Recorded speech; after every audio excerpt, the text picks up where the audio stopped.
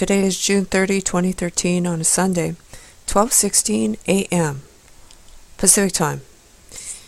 And this is a dated article, November 30, 2012. Thought I'd put it up. It seemed interesting, and thought maybe some of you might find it interesting too. It's entitled Haarp Technology 2.0 Wrecking Our Environment with a question mark. Are miniaturized versions of the world's largest ionospheric heater, called Haarp, all around us modifying the weather?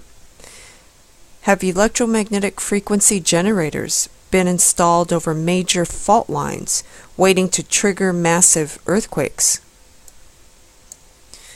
Has our military developed a superweapon that can vaporize entire cities with lightning from the ionosphere? There is evidence that technology exists and is being deployed. Way back in 1995, when the seminal book by Dr. Nick Begich and Gene Manning, Angels Don't Play This Harp, was released, the putative inventor of Haarp, Dr. Bernard Eastlund, speculated that it is entirely possible that such technology had already been miniaturized.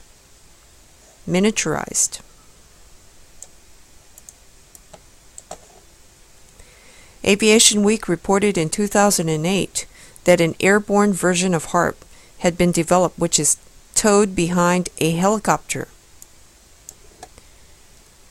The sea-based X-band radar floating platform utilizes Haarp technology. Here is the Wikipedia listing, and you can click on that link right there to see it. Little Haarps modifying the local weather.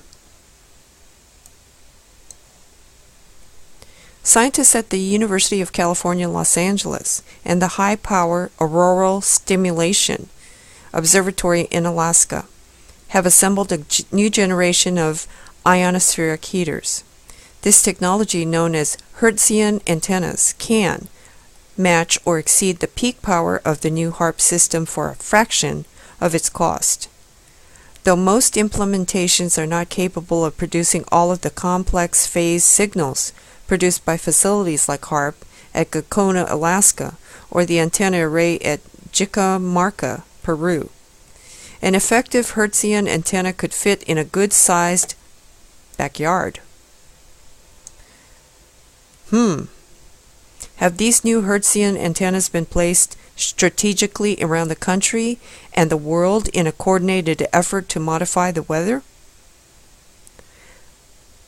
Ionospheric heaters such as these can be networked and synchronized to increase functionality and effectiveness.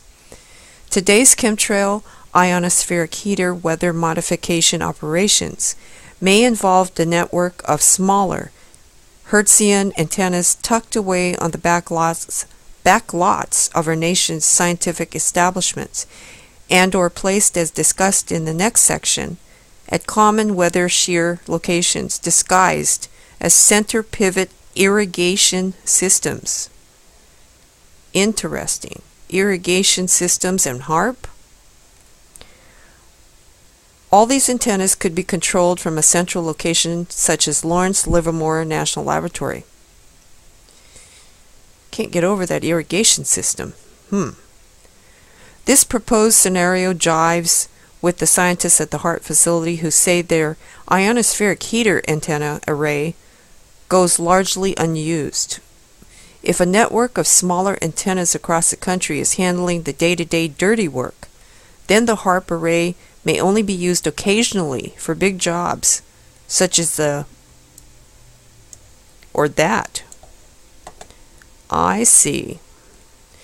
EMF generators over earthquake fault lines? This image was captured from Google Earth. Oh, look at that. This, at first glance, appears to be a circle formed by a center pivot irrigation system. Such circles appear all over the country, as this method of irrigation is very prevalent. But as you can see, the edges of the circle are irregular, and there appears to be diamond-shaped structures under the soil. What accounts for these irregularities? An expert in the field of electromagnetic energy who wishes to remain anonymous tells me that this may be an electromagnetic VLF antenna installed over what else? A fault line. It could be used in conjunction with other similar facilities to set off a major earthquake. Great financial and political gain may be achieved through disasters such as earthquakes. In the catastrophe reinsurance market, one can make a lot of money from a disaster. Governments have been known to seize power through declarations of emergency and subsequent relief efforts. Light from the gods.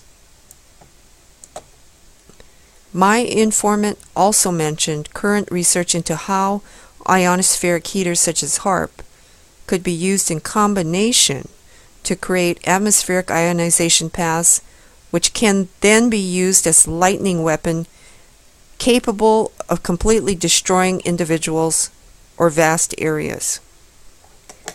Wow. Not a good thought, is it? Maybe the original purpose of Raytheon is to come up with just such a weapon. Raytheon means light from the gods. Did you know?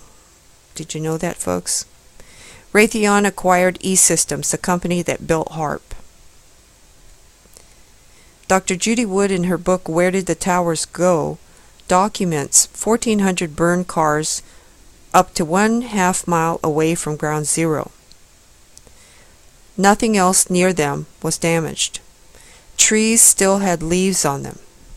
There were reams of unburned sheets of paper, but no humans were burned, though they were covered with ash.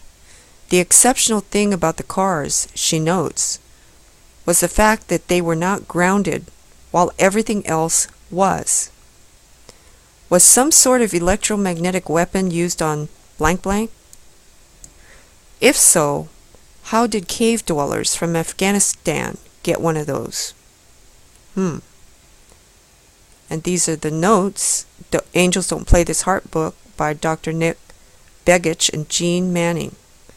DARPA and so forth. These are all resources here and websites. Peter A. Kirby is a San Rafael, California author and activist. Check out his ebook, Chemtrails Exposed. Well, what do you think, folks? A weapon capable of destroying individuals or vast areas.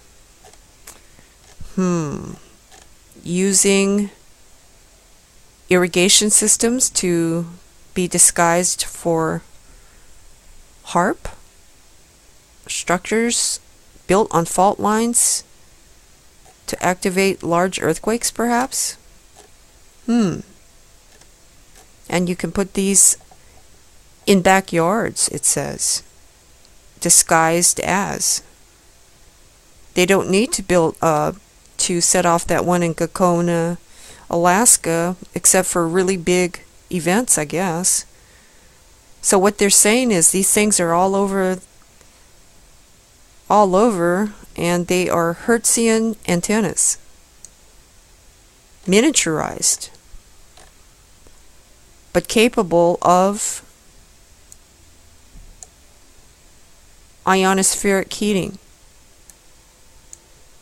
electromagnetic waves. Yipes. This is out of hand, folks. This is way out of hand. Okay, and that's going to do it for this report. Thanks for watching. Pink Eye.